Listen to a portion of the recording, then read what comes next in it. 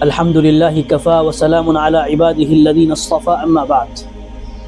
قال الله عز وجل في القرآن المجيد: أعوذ بالله من الشيطان الرجيم، بسم الله الرحمن الرحيم، وأقيموا الصلاة وآتوا الزكاة واركعوا مع الراكعين. صدق اللہ العظیم. ناظرین کرام، حضور اکرم صلی اللہ علیہ وسلم کو اللہ پاک نے بے شمار معجزات سے نوازا ہے. اس میں سب سے بڑا معجزہ قرآن کریم ہے، جو تا قیامت باقی رہنے والی کتاب ہے اور پوری انسانیت کی ہدایت کا سرچشمہ ہے. اسی طرح ان معجزوں میں ایک معجزہ اللہ کے نبی صلی اللہ علیہ وسلم کا وہ معراج ہے، جو کہ اس رجب کے مہینے میں اس کا واقعہ پڑھا جاتا ہے اور اس کی تاریخ یاد کی جاتی ہے. لیکن صرف تاریخ پڑھ لینا اور معراج کے واقعے کو سن لینا یہ کافی نہیں ہے، بلکہ معراج کے واقعے سے ہمیں کیا سبق ملتا ہے، اصل چیز یہ ہے. آج ہمارے ساتھ مسئلہ یہی ہے کہ آج ہم نے ہر چیز کو رسم بنا لیا ہے، رواج بنا لیا ہے، اور شب آتی ہے اور پھر شب میں ہم بہت اہتمام سے بیان سنتے ہیں اور کچھ رو بھی لیتے ہیں اور کچھ احساس بھی ہمیں ہو جاتا ہے، لیکن چند دنوں کے لیے. لیکن اس کے بعد پھر ہماری زندگی کا جو رخ پہلے تھا وہی واپس ہم اسی رخ پر چل پڑتے ہیں، جو کہ غلط ہے. بلکہ ہم ایمان والے ہونے کے ناطے، اور اللہ پاک نے ہمیں قرآن دیا ہے، تو اللہ پاک نے فرمایا ہے: انما یتذکر اولو الالباب ان فی ذلک لآیات لقوم یعقلون. اللہ پاک نے فرمایا کہ عقل مند رکھنے والوں کے لیے نشانیاں ہیں، عقل رکھنے والوں کے لیے نشانیاں ہیں، اور عقل مندوں کے لیے اس میں عبرت کا سامان ہے.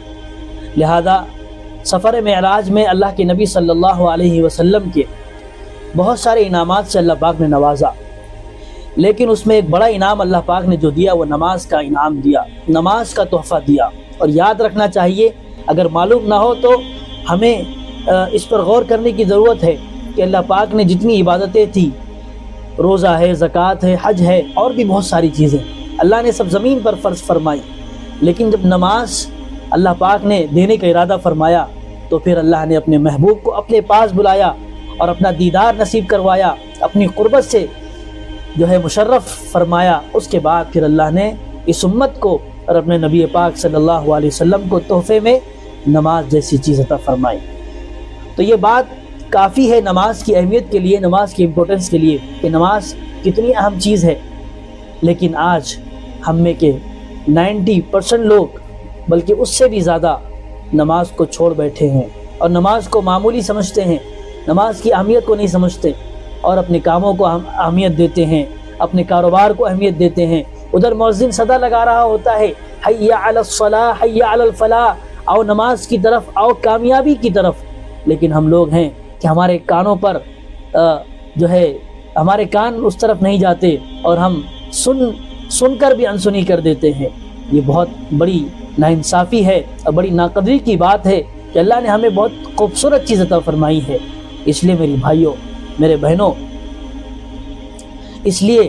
بھائیوں، میری بہنوں، ضرورت اس بات کی ہے کہ ہم اس طرف توجہ دیں کہ کل قیامت میں اللہ پاک سب سے پہلے جو سوال کرے گا، سب سے پہلے جس کا حساب لے گا، وہ نماز ہو.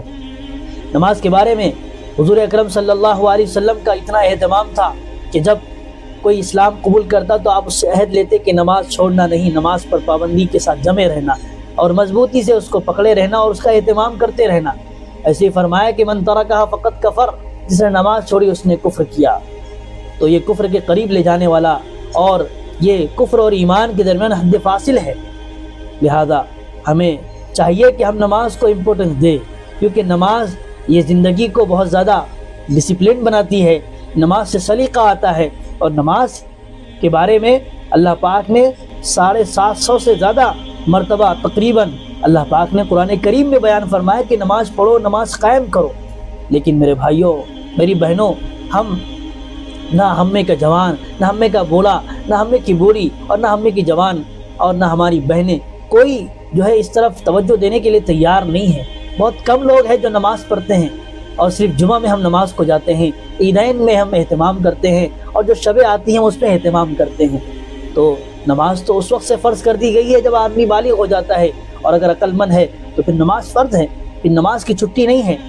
دوسری عبادتوں کے بارے میں یہ ہے کہ نماز کی اتنی اہمیت ہے، اور اس کی اہمیت کا اندازہ اس سے کیا جا سکتا ہے کہ نماز ہر ایک پر فرض ہے جہاں کہیں بھی ہو۔ زکوٰۃ اگر دیکھیں گے آپ تو زکوٰۃ صرف مالداروں پر فرض ہے، غریبوں پر نہیں۔ ایسے ہی حج آپ دیکھیں گے تو جو صحت مند ہے اور مالدار ہے، جو وہاں جا سکتا ہے، خرچہ برداشت کر سکتا ہے، اس پر فرض ہے، اور غریبوں پر فرض نہیں ہے۔ ایسے ہی روزہ مسافروں پر فرض نہیں ہے، مقیم پر فرض ہے۔ لیکن نماز غریب پر بھی فرض ہے، امیر پر بھی فرض ہے، مالدار پر بھی فرض ہے، اور فقیر پر بھی فرض ہے۔ ایسے ہی کالے پر بھی فرض ہے، گورے پر بھی فرض ہے، بیمار پر بھی فرض ہے، اور صحت مند پر بھی فرض ہے۔ اس سے نماز کا اندازہ لگایا جا سکتا ہے کہ نماز کتنی اہمیت کی چیز ہے، اور کتنا اللہ کے یہاں بڑا عمل ہے، لیکن آج ہم نے اس کو چھوڑ بیٹھا ہے۔ اس لیے توجہ کرنی چاہیے، غور کرنا چاہیے، اور اپنے آپ کو اس پر جو ہے پابند کرنا چاہیے۔ جب ہم خود پابند ہوں گے تو ہمارے گھر میں ہمارے بچے پابند ہوں گے۔ اگر باپ نماز پڑھے گا تو بیٹا نماز پڑھے گا، ماں نماز پڑھے گی تو بیٹی نماز پڑھے گی۔ جیسے بڑے کرتے ہیں ویسے ہی چھوٹے کرنا شروع کر دیتے ہیں۔ اس لیے ہمیں اس طرف توجہ دینا چاہیے قبل اس کے کہ اللہ پاک کی طرف سے کوئی پکڑ آئے، کوئی وبال ہم کو آ کر جو ہے دبوچ لے، اللہ کی گرفت آئے، ہم اس وقت پھر کچھ نہیں دے سکتے ہیں۔ اس لیے کہ توبہ کا دروازہ اللہ پاک نے موت سے پہلے تک کھلا رکھا ہے، اس کے بعد تو توبہ نہیں قبول کی جائے گی۔ اس لیے ہمیں چاہیے کہ ہم اس معراج کے سفر کو صرف پڑھ کر یا سن کر ہم اس کو نظر انداز نہ کریں، بلکہ اس سفر میں اللہ پاک نے جو انعام دیا ہے اس انعام نماز کی قدردانی کرے، اس کے شکریہ ادا کرے اللہ پاک کا کہ اللہ نے اپنے سامنے جھکنے کا موقع دیا اور اپنے سامنے بندگی کا اظہار کرنے کا موقع عنایت فرمایا۔ نماز کیا ہے؟ کہ نماز یہ ہے کہ آدمی اللہ کے سامنے جھکتا ہے، اپنی بندگی کا، اپنی ذلت کا اور اپنے کمتری کا احساس اس کے اندر پیدا ہوتا ہے کہ میں کچھ نہیں ہوں، میرے اندر کوئی طاقت نہیں۔ کتنا ہی بڑا سے بڑا ہو اور کتنا ہی مالدار ہو، طاقتور ہو، ہر انسان جو نماز مسلمان ہے، مومن ہے، وہ اللہ کے سامنے جھکتا ہے۔ نماز اپنے اندر ایک عجز اور انکساری پیدا کرنے کا بہترین ذریعہ ہے۔